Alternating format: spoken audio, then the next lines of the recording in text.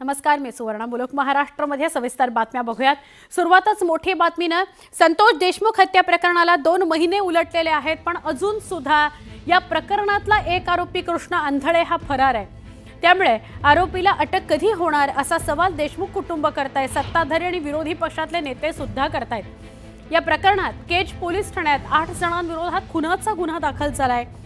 तर वारंवार आरोप होत असलेला तसंच मंत्री धनंजय मुंडेंचा निकटवर्तीय वाल्मिक कराड याच्यावर खंडणीचा गुन्हा तसंच मकोका अंतर्गत कारवाई करण्यात आली आहे. या प्रकरणी दररोज नवनवे खुलासे होत आहेत. आता फरार झालेला आरोपी कृष्ण आंधळेला पकडण्यात पोलिसांना कधी यश येतं आणि देशमुख कुटुंबाला न्याय कधी मिळतो हे बघणं महत्त्वाचं ठरणार आहे.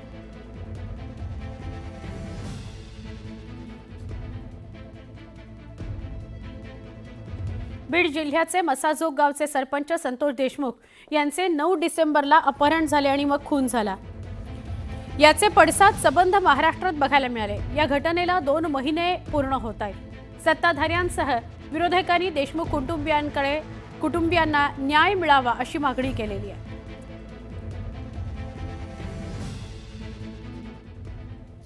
पूर्ण होत आहेत संतोष अण्णाला जाऊन आणि त्यानंतरच्या काळात बऱ्याच घडामोडी घडत आहेत.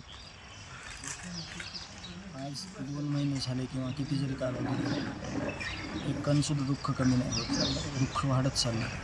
न्यायाच्या भूमिकेमध्ये सगळे आहेत, त्यामुळं आपण लढू शकलो. पण भाऊ कुठून येणार आहे त्याच्यासाठी काय, कुठं जायचं, कुठलं दार ठोठावायचं, त्यासाठी असं कुठलं दार आहे का की त्यांना ठोठवल्यावर माझं भाऊ परत येईल, माझ्यासोबत हसन आनंदाने खेळून सगळं आम्ही कुटुंब आनंदात राहू, असं कुठली गोष्ट आहे का?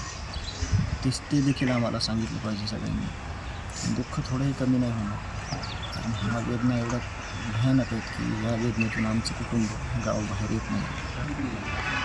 तपासासंदर्भात काय नेमकं भूमिका वाटतं? आम्ही कृष्ण आंधळेचं थोडं 1 मिनिट बोलतो मी. ज्या पोलीस अधिकाऱ्याने त्याला मांडी लावून बसवलं, ज्या ऑफिसमध्ये चहापाणी चलत होतं, जो कृष्ण आंधळे फक्त कागदपत्रावर 2 वर्ष फरार होता, त्याला एवढं अभय जर दिलं नसतं, त्याला शिक्षा दिली असती तर हा गुन्हा कुठंतरी थांबला असता. त्याची सर्वस्वी जबाबदार कोण हे प्रशासन आम्हाला सांगायचं. आम्ही नाहीच सांगणार. आम्ही गरीब कुटुंबातून आहे, आम्ही सर्वसाधारण आहे. आम्हाला ह्या प्रश्नांचं उत्तर पाहिजे. याचं कोण जिम्मेदार आहे, ते जिम्मेदार कोण आहे त्याला आम्हाला सगळ्यांना शिक्षा देत बसण्यापेक्षा तुम्ही हे असं का केलं याचं आम्हाला उत्तर पाहिजे.